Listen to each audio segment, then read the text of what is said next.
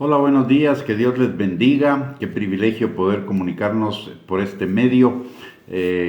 Gracias por conectarse y les recuerdo dos cosas importantes para el día de hoy. La primera es que este es el día que hizo el Señor para que nos gocemos y nos alegremos en Él, no importando nuestras circunstancias, porque Dios tiene control de todas ellas y todo obra para bien de los que amamos a Dios. Y la segunda es que estamos en una ola de calor inusual y es importante que nos cuidemos, que nos guardemos, que procuremos estar muy poco tiempo bajo el sol, pero principalmente estar bien hidratados, que tomemos mucha agua y de esa manera pues vamos a poder pasar por esta época sin mayores problemas, más que experimentando esos calores altos que están en esta semana en el país. El día de hoy quiero compartir con ustedes acerca de la comida de los sacerdotes, que tiene que ver con Jesús, el pan de vida. Los sacerdotes en el Antiguo Testamento no solo ofrecían los sacrificios, de acuerdo a lo que nos enseña Dios en Levíticos capítulo 6, versículo 25 al 26 y del 29 al 30, que son las instrucciones de Dios para los sacerdotes y los levitas. Ellos también debían participar de los alimentos los alimentos del sacrificio. Eran su alimento y su sustento. ¿Y qué es la comida? La comida es aquello de lo cual vivimos y que se convierte en parte nuestra. Es lo que nos da energía para movernos, para trabajar, para hacer, para lograr. Y lo mismo sucede con la comida espiritual. La comida espiritual es aquello de lo que vive nuestro espíritu, de lo que participa nuestro corazón, y es aquello en lo que nos convertimos. Si comemos de lo que es impuro espiritualmente, de la amargura, del pecado, del resentimiento, de la impureza, de la oscuridad, entonces todo nuestro ser interior y nuestra persona se volverá impura y estará llena de oscuridad. Mientras que si participamos de lo espiritualmente sano y puro, entonces nos volveremos santos y puros. Como mencioné, la comida de los sacerdotes era el sacrificio, y el sacrificio supremo fue nuestro Señor Jesucristo. Como hijos de Dios, la palabra de Dios nos dice que somos reyes y sacerdotes para Dios nuestro Padre. Por lo tanto, como sacerdotes necesitamos participar del sacrificio supremo que es Cristo. A eso se refería Cristo en Juan capítulo 6, versículo 48 al 51, cuando les dice a sus discípulos que ellos necesitaban, que Él era el pan de vida. Y vosotros, vuestros padres, comieron el maná en el desierto y murieron. Este es el pan que desciende del cielo, para que el que de él come no muera. Yo soy el pan vivo que descendió del cielo.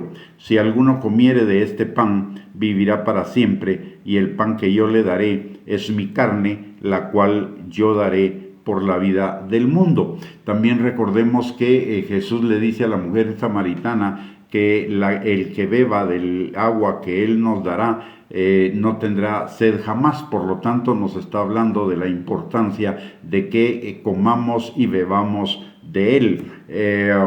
Y comer y beber de Él. Recordemos que Él es la palabra encarnada. Por lo tanto, comer y beber de Él es comer y beber de la palabra de Dios, de su amor, de su bondad, de su misericordia, de su gracia, de su presencia. Todas estas cosas necesitarían ser nuestro sustento diario. Y repito, su palabra, su amor, su misericordia, su gracia, su presencia, necesitaríamos que fuera nuestro sustento diario para crecer espiritualmente. De la misma manera que si no nos alimentamos adecuadamente en lo físico, padeceremos desnutrición física. De la misma manera, si no nos alimentamos espiritualmente de la palabra de Dios y de la comunión con el Señor, nuestro espíritu también será un espíritu desnutrido, y como espíritu desnutrido no podrá enfrentar los retos de la vida adecuadamente. No podrá enfrentarse a todas las vicisitudes, problemas, situaciones negativas, etcétera, porque estará debilitado espiritualmente. Recordemos que la palabra de Dios nos dice que en todas las cosas somos más que vencedores por medio de aquel que nos amó, por medio de su palabra, por medio de su presencia, por medio de su amor, de su gracia, de su misericordia. Estar en Cristo es estar en su palabra, de tal manera que necesitamos participar del Mesías lo más que podamos a través de su palabra y de la comunión con Él, y nos convertiremos en Él, que al final es la meta del Señor para nuestras vidas como creyentes. La palabra de Dios nos enseña en Juan 3:30 que es necesario que Él crezca y que yo mengüe. Y por el otro lado también la palabra de Dios dice que ya no vivo yo, sino Cristo vive en mí. Y lo que ahora vivo en la carne, lo vivo en la fe, en la obediencia al Hijo de Dios. Al participar del Mesías, entonces, al participar de su palabra, de su presencia, de su comunión, de su gracia, de su amor, de su misericordia, nos vamos a ir convirtiendo gradualmente en Él. Su naturaleza, su carácter, su esencia, su poder se van a ir manifestando cada vez de mayor medida en nuestras vidas, y nos serán otorgadas todas las añadiduras que corresponden a lo que Jesús nos dice en Mateo capítulo 6, versículo 33, que si buscamos el reino de Dios y su justicia, todas las cosas nos serán añadidas. Y aparte de ello, nos dará el privilegio de participar de la obra que Él está haciendo en el mundo como ministros de la reconciliación, como ministros suyos. De tal manera que necesitamos alimentarnos todos los días constantemente de su palabra, de Jesús, de su esencia. Mateo.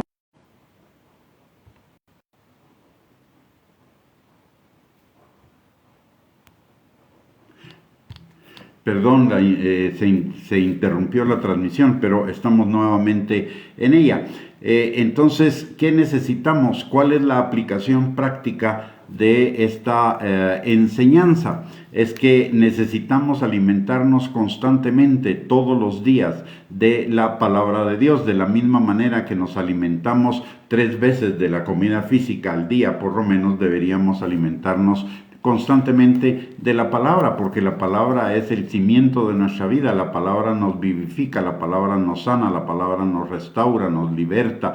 La palabra es vida para cada uno de nosotros. Entonces necesitaríamos llenarnos cada día de su palabra, de su esencia, de su naturaleza, y participemos de lo bueno y santo, y en ello es que nos convertiremos, participando de la palabra de Dios, que es todo lo bueno, lo justo, lo digno, lo de buen nombre, lo que es para la alabanza. De esa manera nos vamos a ir transformando en lo mismo, nos vamos a ir transformando en un reflejo de la palabra de Dios. Recordemos que la palabra nos dice en Mateo capítulo 5, versículo del 14 al 16, que usted y yo somos la luz del mundo. ¿Y para qué? Para que las personas vean nuestras buenas obras y glorifiquen al Señor, glorifiquen a Dios que está en los cielos.